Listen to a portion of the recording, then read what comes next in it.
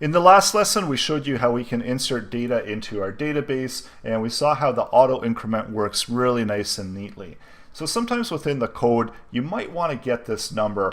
So let's say you've inserted it and you want to be able to differentiate it. Maybe you want to send something back and utilize that information if you're tying it together with another database table and you need to utilize those IDs. There is a way to get that back within your PHP code. So let's take a look at our code that we did within the last lesson. We have our query here. We initiate our query. Here we had new entry added.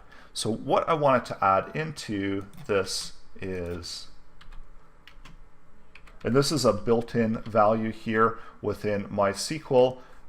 It's MySQL I, and we've got some options here. And the one that I'm looking for is, so I don't see that within that list there. So it's MySQL insert ID. And then what we need to do is, again, call back to that open database connection. And now, check out what happens now. So we do added, and we actually get that unique ID back that coincides with the information that we've entered in.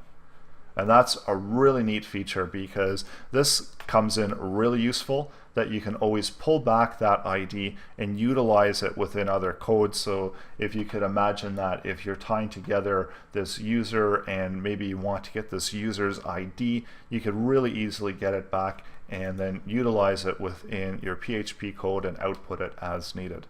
So really good option, and that's really simple to add that in because it's already in that query object. It's already sitting there within the connection. It knows what the last insert was, and it can pull back that ID within just this one line of code.